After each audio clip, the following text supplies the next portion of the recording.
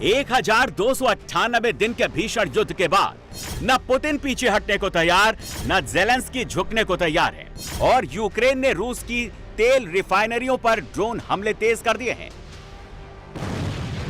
इस बार यूक्रेन ने रूस की किरीशी ऑयल रिफाइनरी को निशाना बनाया।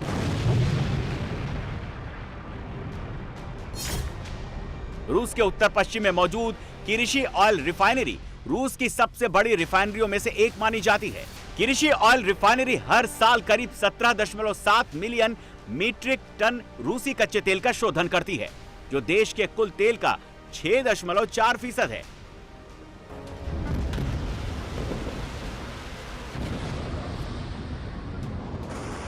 अब जरा 24 घंटे पहले की तस्वीर देख लीजिए। यूक्रेन ने एक दिन पहले भी रूस पर ड्रोन अटैक किया था और रूस के बाशनिकोटस्तान एरिया में मौजूद रिफाइनरी पर ड्रोन अटैक किया था, जिससे यहां भीषण आग लग गई थी। यानी 2 दिन में 2 बड़े हमले करके यूक्रेन ने रूस को बड़ा नुकसान पहुंचाने की कोशिश की है।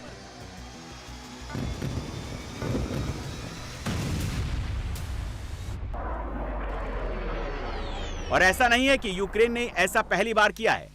पिछले कुछ समय से यूक्रेन ने रूस की कई ऑयल रिफाइनरियों और पाइपलाइनों को ड्रोन हमलों से निशाना बनाया।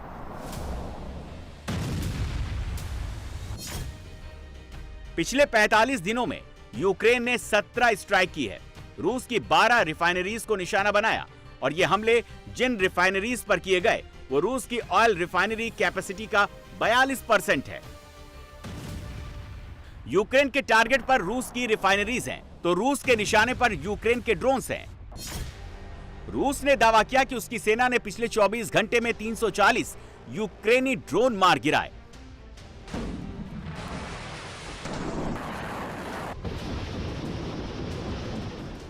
रूस ने कीव क्षेत्र के एक थर्मल पावर प्लांट पर हमला कर दिया और बिजली और गैस सप्लाई ठप हो गई।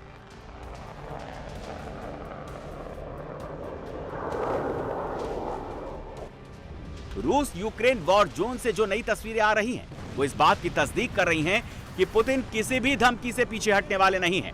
रूसी सेना ने दावा किया है कि उसने 2 हफ्ते के अंदर यूक्रेन की 5 और बस्तियों पर कब्जा कर लिया है। ये सभी बस्तियां निप्रोपेट्रोव्स्क शहर से सटी हैं। रूस ने इस इलाके में यूक्रेन के इंडस्ट्रियल एरिया, ट्रांसपोर्ट और एनर्जी के ठिकानों को उड़ा दिया। सैन्य हवाई अड्डे समेत कई ठिकानों को बर्बाद कर दिया। लेकिन सबसे बड़ी बात यह है कि पुतिन के ड्रोन्स और मिसाइल अब यूक्रेन की सरहद को पार करते हुए यूरोप के दूसरे देशों में पहुंचने लगे हैं। तो क्या रूस और यूक्रेन के युद्ध का दायरा बढ़ रहा है?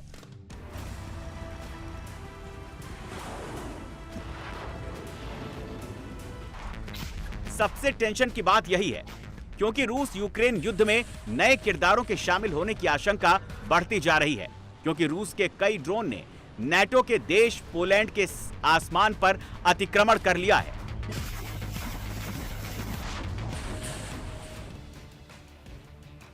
यह पोलैंड का वायरिकी गांव है, जहां पिछले दिनों रूस के ड्रोन ने जमकर तबाही मचाई। पश्चिमी यूक्रेन पर हमले के बीच 19 रूसी ड्रोन सीमा पार करके यूक्रेन पहुंच गए थे। नाटो के लड़ाकू विमानों ने 4 ड्रोन को मार गिराया, लेकिन कुछ ड्रोन जमीन पर गिर गए, जिससे यहां जबरदस्त तबाही मची थी। 10 सितंबर को भी रूसी ड्रोन पोलैंड के एयर स्पेस में घुसा था।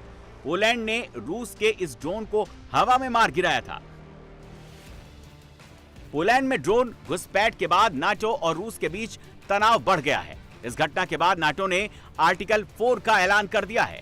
नाटो की तरफ से हुए आर्टिकल 4 की घोषणा ने वर्ल्ड वॉर जैसी स्थिति की आशंका पैदा कर दी है। अगला स्टेप आर्टिकल 5 है। नाटो के आर्टिकल 4 और 5 में है क्या? नाटो का आर्टिकल 4 कंसल्टेशन प्रोसेस के बारे में है। इस प्रोसेस के तहत नाटो के सदस्य देशों की ओर से यह आकलन किया जाता है कि क्या उनमें से किसी पर खतरा है। अगर खतरा है तो नाटो देश उसका मुकाबला करने के तरीके पर चर्चा करता है। इसके बाद सर्वसम्मति से फैसला लिया जाता है। वही नाटो का आर्टिकल 5 किसी सदस्य देश पर हमले के हालात में उसे सैन्य मदद देने के बारे में है। ऐसे में आर्टिकल 4 के बाद 5 लागू होने का मतलब युद्ध की शुरुआत है। This is not the first time that drones have been detected in neighboring countries during the full-scale war in Ukraine. But it is the first time that multiple drones have flown so deep into a neighboring country's airspace. लेकिन NATO के रुख से Putin की सेहत पर कोई असर नहीं हो रहा है। पोलैंड के बाद रूसी ड्रोन्स ने रोमानिया के हवाई क्षेत्र में घुसपैठ की। नाटो देशों को अपने 2 F-16 लड़ाकू विमान उसके पीछे भेजने पड़े। What this shows is that we will defend every inch of NATO territory, every inch of Allied territory, all 32 allies. And whatever the intent was behind this, yes or no, and whether it was a mistake or not, we are still looking into that. It was reckless, it was unacceptable. These are Russian drones, and it is extremely serious what happened last Wednesday. So obviously, we would not be sitting here like this if then NATO would not immediately come into action and defend every inch of territory, this allied territory. This is exactly what we have done. And in the end, it's up to Russia how far they will take this. We will defend ourselves.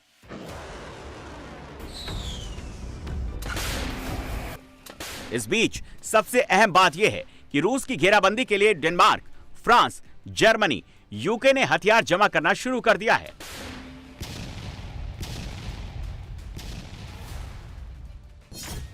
Denmark 2 F-16S और एक anti air warfare frigate देगा। France की तरफ से 3 Rafale fighter aircraft भेजे जाएंगे। Germany 4 euro fighter aircraft देने को तैयार है। यूके ने भी मदद का भरोसा दिया है। चारों देश मिलकर यूक्रेन से लगे देशों की रक्षा करेंगे। अगली बार जब भी एयर स्पेस वायलेशन होगा तो रूस को जवाब दिया जाएगा। रूस और यूक्रेन में पिछले 3.5 साल से चला आ रहा घमासान और खतरनाक होता जा रहा है। हर रोज नए हमले हो रहे हैं और उन हमलों में मौत का सिलसिला लंबा होता जा रहा है।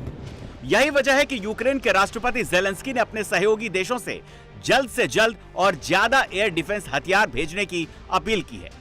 ज़ेलेंस्की ने कहा है कि रूस पर कड़े अंतर्राष्ट्रीय प्रतिबंध न लगाने का मतलब है रूस को युद्ध जारी रखने की खुली छूट देने जैसा।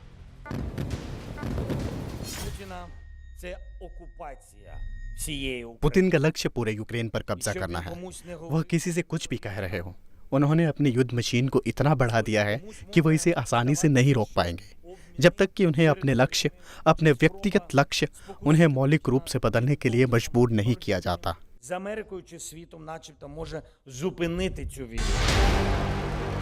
सवाल यह है कि रूस और यूक्रेन का युद्ध आखिर कैसे रुकेगा। अमेरिका के राष्ट्रपति डोनाल्ड ट्रंप ये दावा करके सत्ता में आए थे कि वो राष्ट्रपति बनते ही 24 घंटे में रूस यूक्रेन युद्ध रुकवा देंगे, लेकिन इसमें वो नाकाम साबित हुए। डोनाल्ड ट्रंप अब तक दुनिया के कई देशों के बीच युद्ध रुकवाने का दावा कर चुके हैं, लेकिन जिस रूस यूक्रेन युद्ध को लेकर वो लंबे चौड़े दावे कर रहे थे वो उनके लिए टेढ़ी खीर साबित हो रहा है। ट्रंप पुतिन से मुलाकात भी कर चुके हैं और ज़ेलेंस्की से भी मिल चुके हैं, लेकिन अभी तक कोई रास्ता निकलता नहीं दिख रहा।